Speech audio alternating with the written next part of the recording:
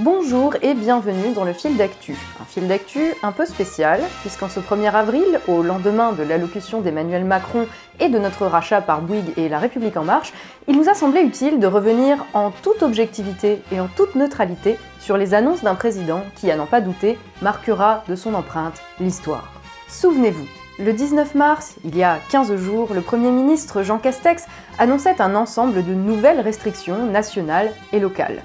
Lors de sa conférence de presse, il précisait que, pour voir si ces mesures produisaient ou non des effets, le temps nécessaire était de 4 semaines. 2 semaines plus tard, c'est donc en toute logique qu'Emmanuel Macron est venu annoncer de nouvelles mesures, les précédentes ayant fonctionné, mais de manière trop limitée, face à une épidémie accélérant plus vite que les effets des mesures précitées. Alors, qu'a annoncé Emmanuel Macron lors de son allocution du 31 mars ? S'il a commencé par rappeler à quel point l'année avait été difficile, cette introduction fut également l'occasion d'affirmer une vérité essentielle, et ce, comme il a tenu à le préciser, en toute humilité. Cette vérité, c'est qu'Emmanuel Macron avait raison. Raison de nous dire depuis le début, en réalité depuis le 25 août dernier seulement, puisqu'un mois auparavant il pensait encore possible d'éviter une deuxième vague, mais c'est là un détail sans importance, que nous allions devoir vivre avec le virus. Un an où ensemble, nous avons résisté et appris, où nous avons tenu. Je vous l'avais dit dès le début, nous allions vivre avec le virus, et c'est bien cela. Alors si ce soir, je m'adresse à vous avec autant d'humilité que de détermination, c'est pour vous dire que nous allons tenir encore. Cependant, si nous, Français, savons nous organiser, nous mobiliser comme ils nous le demandent, nous pourrions prochainement voir le bout du tunnel. S'en est suivi naturellement un bilan de la situation, mais surtout un rappel des grands principes suivis par l'exécutif dans le but de freiner l'épidémie sans nous confiner. Des principes grâce auxquels nous avons pu éviter un confinement, contrairement à nos voisins allemands, subissant, selon Emmanuel Macron, un confinement strict depuis 4 mois. Nous avons tous consenti des efforts importants. Et le virus a continué de circuler. Il circule encore aujourd'hui fortement. Mais là où beaucoup de nos voisins ont décidé de confiner il y a maintenant 4 mois, nos voisins allemands par exemple, alors cette déclaration d'Emmanuel Macron est en fait assez approximative. D'abord, il n'y a jamais eu de confinement dur en Allemagne. Les Allemands ont toujours eu le droit de sortir de chez eux, sans limite, sans attestation. Berlin préfère miser sur la limitation des contacts et sur la fermeture des lieux accueillant du public. Une affirmation à la véracité certes discutable, l'Allemagne n'ayant pas vraiment subi de confinement national plus strict que la France, mais là encore, peu importe. L'important étant que si, en l'absence de confinement, et ce au prix d'efforts et de restrictions importantes, nous avons eu des jours de liberté, l'épidémie, elle, est restée sous contrôle, même si le virus a circulé fortement et d'une manière allant en s'accélérant. Un exposé convaincant, sans tergiversation, permettant de montrer l'essentiel, à savoir qu'encore une fois, Emmanuel Macron a fait tout ce qu'il fallait et a garanti notre sécurité et notre liberté de manière équilibrée, contrairement aux dirigeants de tous les autres pays. Malheureusement, comme il nous l'a dit, un nouvel événement imprévisible est venu depuis le début du mois de mars, rompre cet équilibre et rendre nécessaire de nouvelles mesures. On parle bien sûr ici du variant britannique, dont le développement surprise vient tout chambouler. Et peu importe si dès le 9 février, ce variant représentait 37% des nouveaux cas en Île-de-France et que tous les spécialistes s'accordaient sur le fait qu'il deviendrait en moins d'un mois la forme majoritaire du virus, peu importe si à la mi-février, une forte hausse des hospitalisations du fait de ce variant était annoncée comme imminente par l'Institut national de la santé et de la recherche médicale, peu importe si le 19 mars, Jean Castex reconnaissait lui-même que le variant britannique représentait désormais les 3/4 des nouvelles contaminations. Non, c'est seulement aujourd'hui que ce variant menace de faire perdre à Emmanuel Macron son contrôle sur l'épidémie. Ces dernières semaines, nous faisons face à une nouvelle donne. Depuis, au fond, les premiers jours du mois, nous sommes entrés dans une course de vitesse. La propagation dans toute l'Europe d'une nouvelle forme de virus. Ce variant qui a été identifié pour la première fois chez nos voisins britanniques. Ce qui, encore une fois, est bien dommage, puisque, rappelons-le, sa stratégie de restriction territorialisée commençait à produire des effets positifs. Pas une baisse du taux d'incidence, puisque ce dernier a continué de grimper dans les départements confinés. Pas une baisse non plus du nombre de lits de réanimation occupés, puisque ce nombre a continué de grimper dans les départements confinés. Mais des effets positifs, peu importe lesquels, et si Emmanuel Macron vous le dit, c'est qu'il y a forcément un fond de vérité là-dedans. 2 semaines après la mise en place de ces mesures, les chiffres sont clairs. Oui, cette stratégie a eu des premiers effets. Malheureusement, ces effets positifs sur l'épidémie se traduisant dans les faits par une accélération de l'épidémie, il s'avère aujourd'hui nécessaire que les Français fournissent de nouveaux efforts pour que les décisions prises par Emmanuel Macron soient encore plus un succès qu'elles ne le sont aujourd'hui. Ces efforts, en quoi exactement consistent-ils? Pour commencer, c'est avant tout les personnels soignants qui devront en fournir un. Car si ces soignants sont déjà sur le pont sans relâche depuis plus d'1 an, il va falloir qu'ils fassent mieux et plus. Pour cela, les étudiants en médecine, les retraités de la santé, la réserve sanitaire seront, selon Emmanuel Macron, mobilisés. Exactement en fait comme ils le sont depuis 1 an. De cette manière, de nouveaux lits de réanimation pourront ouvrir pour que leur nombre soit porté à 10 000, exactement comme cela avait déjà été annoncé par Emmanuel Macron en octobre dernier.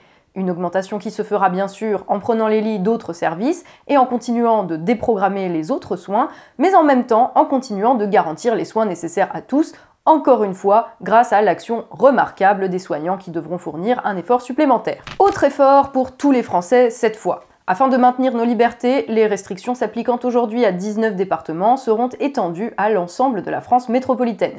Le télétravail notamment, qui est sans doute la mesure la plus efficace, selon Emmanuel Macron, sera systématisé. Certes, cette annonce ne veut rien dire, puisque nulle part en France, aujourd'hui, le télétravail n'a été rendu obligatoire. Dans les faits, aucune entreprise n'est contrainte de l'appliquer et son utilisation depuis le premier confinement a considérablement diminué. Heureusement, Emmanuel Macron a appelé les employeurs et les salariés à y avoir recours.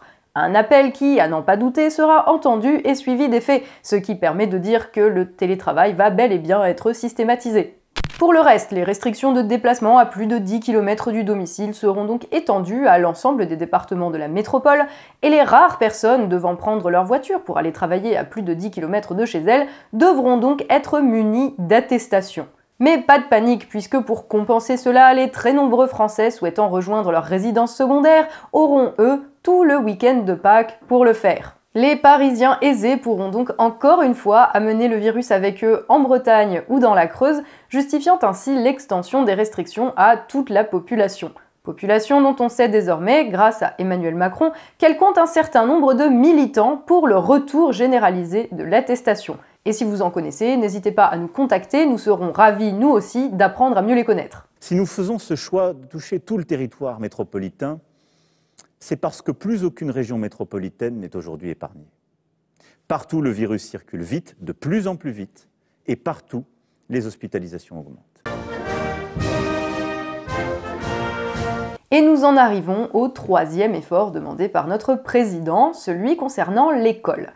Car pour Emmanuel Macron, l'éducation, c'est le combat du siècle. Et avant que vous ne vous demandiez si cette formule est autre chose qu'un slogan vide de sens, cela signifie que pour lui, l'école, ce n'est pas négociable. C'est pour cette raison que depuis septembre, nous sommes l'un des rares pays d'Europe à avoir maintenu les écoles ouvertes, malgré le virus qui nous frappait et qui circulait, mais comme l'a dit Emmanuel Macron, pas plus qu'ailleurs, c'est-à-dire, rappelons-le, fortement mais de manière contrôlée.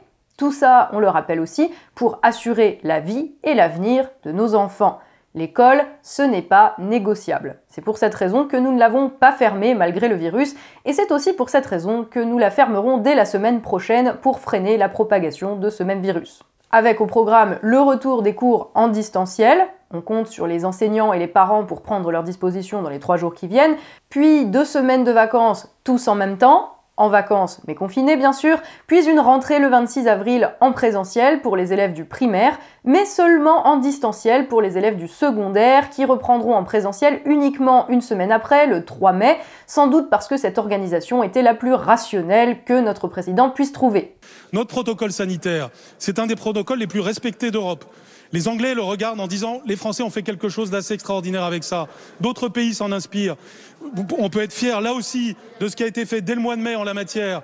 Mercredi dernier, j'ai été ému mais presque aux larmes en écoutant Blanquer devant à l'Assemblée nationale parler du système de l'éducation nationale français, le comparant aux autres. Et il a dit, aujourd'hui les Anglais, beaucoup de gens nous regardent en disant les Français ont été exemplaires. Les petits Américains ont raté l'école pendant un an.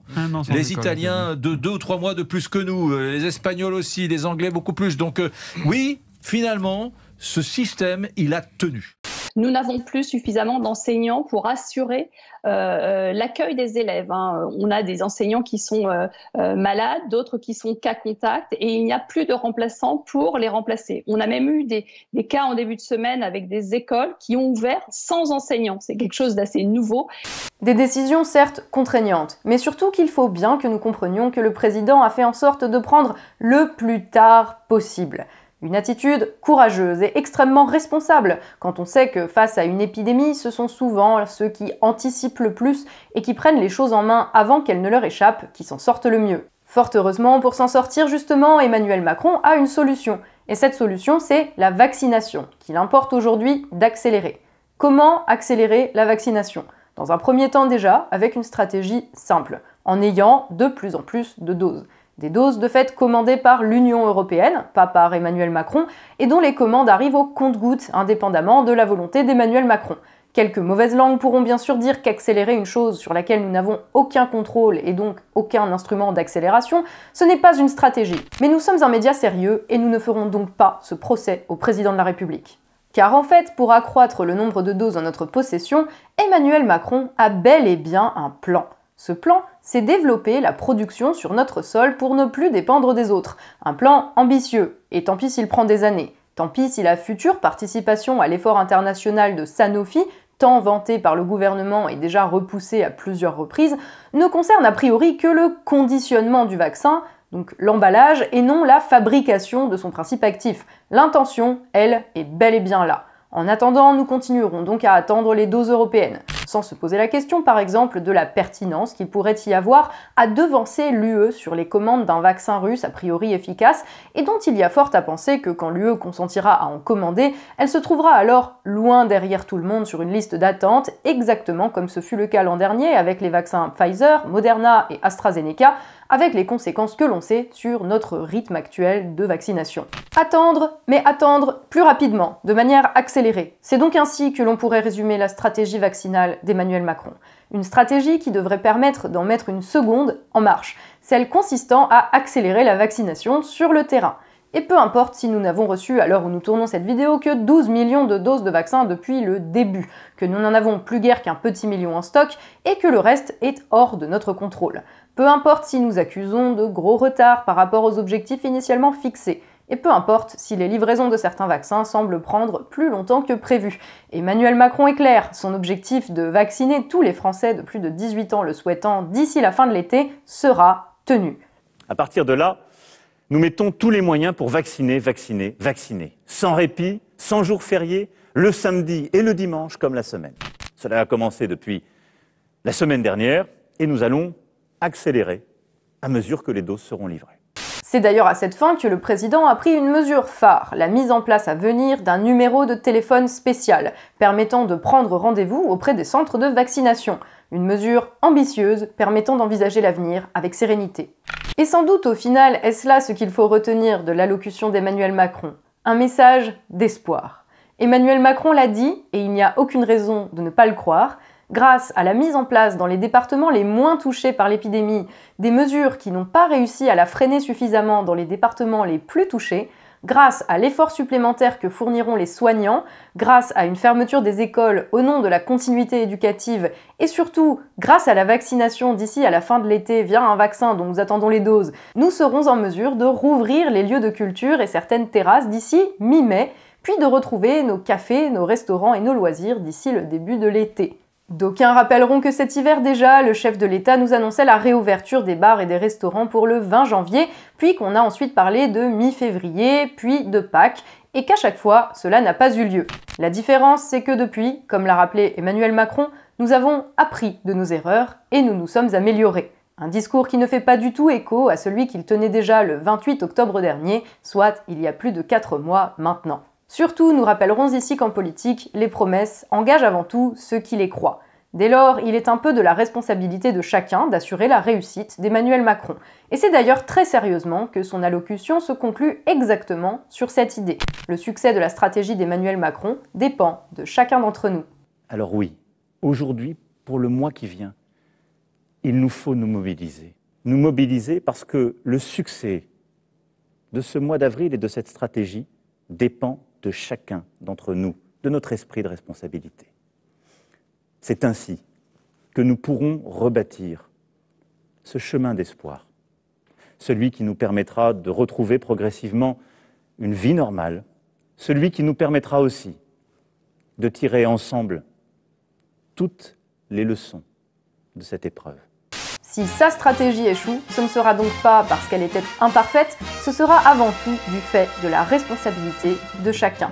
Chaque Français sera un peu coupable de cet échec et il ne sera pas la peine d'aller demander des comptes. Le président a fait ce qu'il avait à faire, une allocution, maintenant c'est à nous tous de faire en sorte que cela marche. Alors, au travail, on compte sur vous les feignants, on compte sur vous les Gaulois réfractaires, on compte sur vous les 60 millions de procureurs. Vive la République, vive la France et surtout, vive les médias libres.